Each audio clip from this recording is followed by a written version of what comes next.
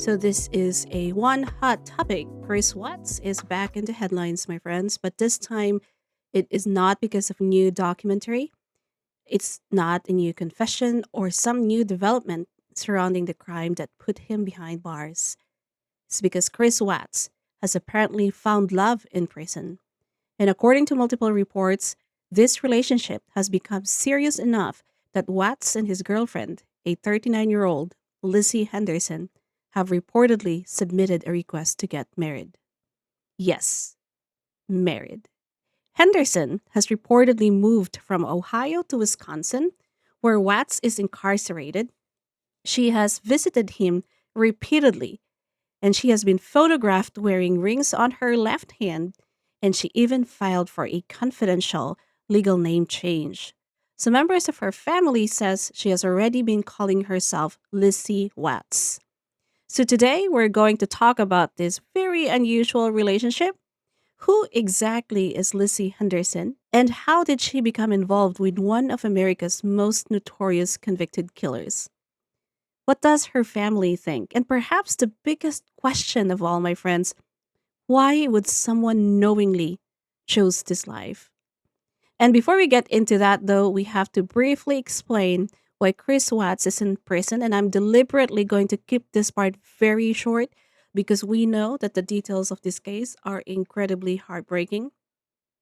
So, again, back in August 2018, Chris Watts was living in Frederick, Colorado with his wife, Shanann Watts, and their two young daughters, Bella and Celeste. Shanann was also pregnant with their third child, a baby boy. And sometime August 13, 2018, Shanann and the girls disappeared. And initially, Chris presented himself publicly as a worried husband and a father. He even spoke to television cameras. He asked for his family to come home. But investigators quickly began focusing on him. And eventually, the truth came out. And Chris Watts admitted responsibility for the deaths of his pregnant wife and his two daughters. He ultimately pleaded guilty to multiple charges and was sentenced to 5 life sentences with no possibility of parole. So, this is not somebody waiting for an appeal or hoping to walk out of prison in few years. Chris Watts is expected to spend the rest of his life behind bars. And that is important when we talk about this current relationship because Lizzie Henderson is not apparently planning a future with a man who might eventually come home. She is pursuing a marriage knowing that their relationship will exist within the prison system for the rest of his life. And that's what makes this story so fascinating and so difficult for many people to understand. So, who is Lizzie Henderson? And according to reports, Lizzie Henderson is 39 years old and originally from Ohio. She is a licensed realtor and reportedly obtained a Wisconsin real estate license after relocating there. Some reports say that she has also been working at a grocery store, but the biggest detail is the move itself because Henderson reportedly relocated from Ohio to Wisconsin with her mother. And according to the reporting surrounding this story, being closer to Chris Watts was part of that decision. Watts is currently incarcerated at the Dodge Correctional Institution in Waupun, Wisconsin, which, think about what that means. This is not simply exchanging letters with someone in prison from hundreds of miles away. She reorganized a significant part of her life geographically so that she could be closer to him. And the visitation history suggests this is not a casual relationship either.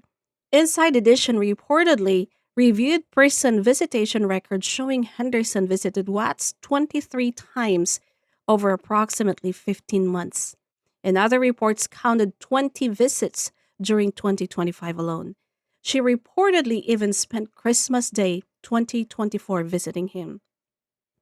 So, whatever people outside the relationship may think about it, this appears to have been developing for quite some time. The question that a lot of people are asking is how did they even meet? And that's one of the biggest unanswered questions. Henderson confirmed the relationship to the Daily Mail, But when she was asked how it began, she didn't really explain. Her answer was, quote unquote, how things began is between me, him, and God.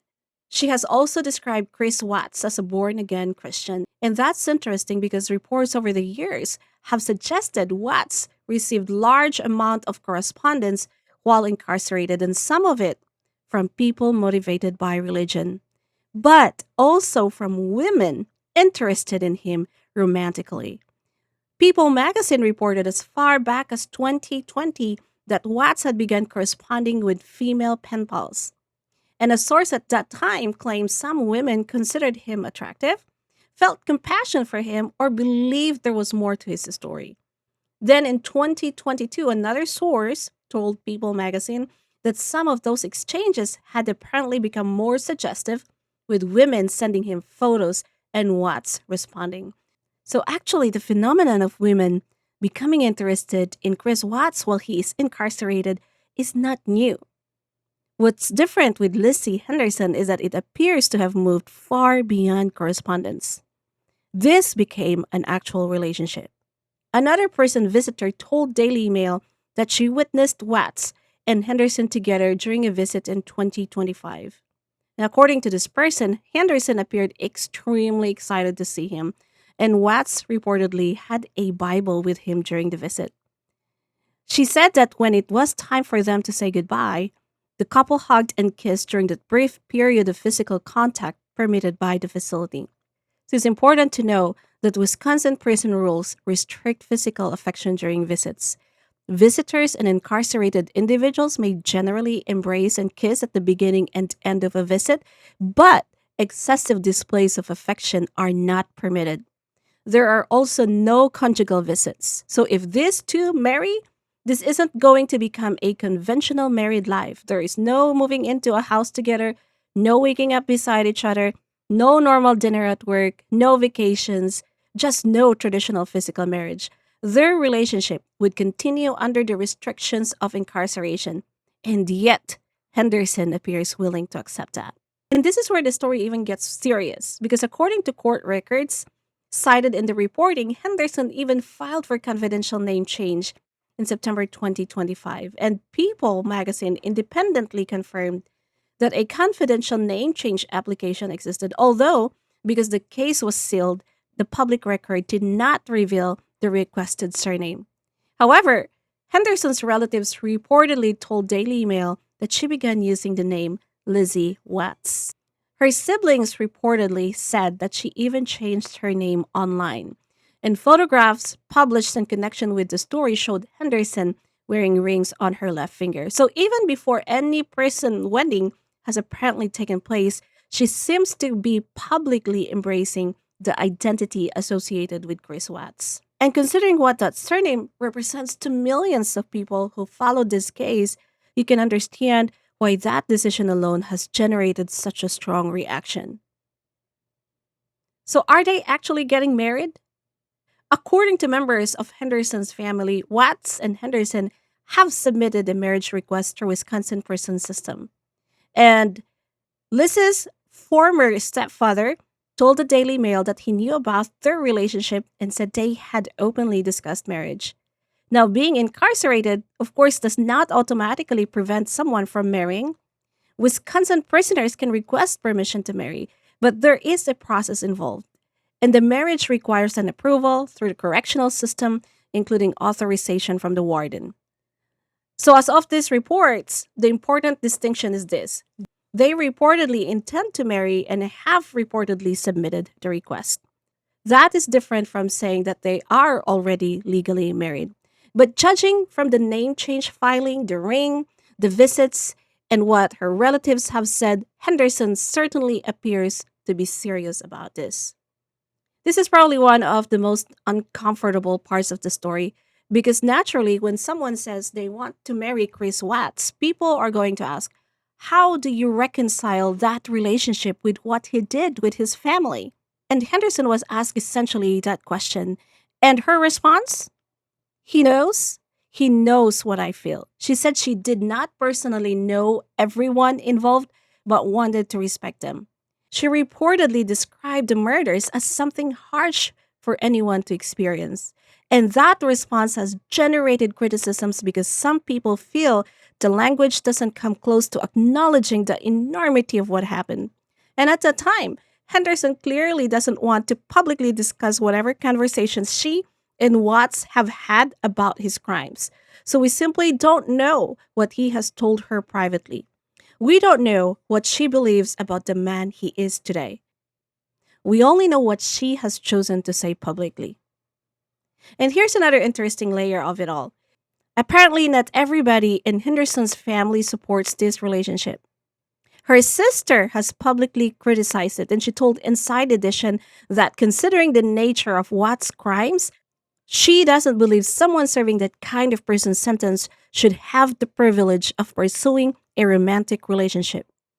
Her brother, who is himself incarcerated in Ohio, also reportedly said that Lizzie initially told him she was dating someone in prison for murder, but that she described the circumstances in a way that made the crime sound very different from the Watts case. And according to him, he didn't realize exactly who she was talking about. And imagine discovering that your sister tells you she was dating a prisoner. And then you learn that the prisoner isn't some anonymous person serving time for a crime you've never heard of. It's actually Chris Watts, one of the most recognizable names in American true crime. So, why do women fall in love with these notorious prisoners? And this story brings us to a phenomenon that existed long, long before Chris Watts. Notorious convicted killers have received romantic letters, marriage proposals, and devoted followers for decades. There is even a term frequently discussed in connection with extreme cases of attraction to people who commit serious crime. It's called hybristophilia. But we should be careful here because we cannot diagnose Lizzie Henderson. We don't know her personally. And dating someone in prison does not automatically mean somebody has a psychological condition.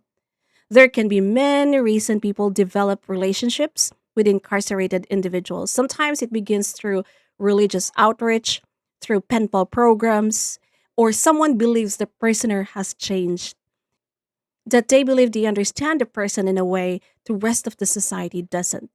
And sometimes the unusual structure of the relationship itself may be appealing. Because think about it, a relationship with someone serving life in prison can create intense emotional intimacy while also maintaining enormous physical distance. The incarcerated partner isn't coming home unexpectedly. They are not disappearing for a weekend. Their schedule is basically controlled. Communication is controlled as well, right? Visits are scheduled, and for some people, that can create a strange combination of emotional intensity and physical safety or distance. But then again, that's a general observation about prison relationships, not an explanation of Lizzie Henderson specifically. Only she knows why she chose Chris Watts. Can someone like Chris Watts change? And I think this is where story becomes more complicated than simply asking, why would this woman marry Chris Watts? Because Henderson apparently views Watts through a religious lens. She says he is a born again Christian. So perhaps from her perspective, she believes in redemption. She may believe that the man she's interacting with today isn't psychologically or spiritually the same person who committed those crimes in 2018. And people are going to have very different opinions about that. Some people believe redemption is possible for anyone, and others will say you can repent, you can find religion, and that you can change internally. But none of that erases what you did. And forgiveness doesn't mean freedom from consequences. Chris Watts will still remain in prison. Shanann will never get to grow older, and Bella and Celeste never got to grow up. And the baby Shanann was carrying never got to be born. And that's the reality that exists alongside any discussion about Watts finding religion, love, or companionship in prison. And I think that's why this story feels so uncomfortable, because there is something inherently strange about hearing the words Chris Watts is getting married. Because marriage is normally associated with beginnings, right? Building a family, planning a future, creating a home together. And those ideas collide very uncomfortably with the reason Chris Watts is incarcerated in the first place. He already had a wife, he already had children, he already had the family that many people dream of having, and he destroyed it. Now, 8 years later, another woman is apparently willing to take his surname and call him her husband. And that's why I don't think this story is simply a gossip about prison romance. It raises some difficult question. Should prisoners serving life sentences allowed to marry? Does rehabilitation or religious conversion matter when someone has committed an irreversible crime? Can we separate the person someone claims to be today from what they did in the past? And perhaps most fascinating is that what does Lizzie Henderson see when she looks at Chris Watts? Does she see the man whose face appeared across the television screens in 2018? Or does she see somebody completely different? The man that she apparently spent hours talking with behind prison walls? We don't know. But one thing does seem clear. This isn't just a woman sending a fan mail to a notorious prisoner. Lizzie Henderson has reportedly visited Chris Watts for a lot of times, more than 20 times. She moved to Wisconsin. She filed for confidential name change. Her relatives say she is already using his surname. And now the two have reportedly asked the prison system for permission to marry. So whether people understand this relationship or not, it certainly appears that she believes it's real. I want to hear what you think. Do you believe prisoners serving life without parole should still have the right to marry? Or do you believe someone can truly fall in love with a person like Chris Watts while fully accepting what he did? Or is there something about a relationship like this that you simply cannot understand?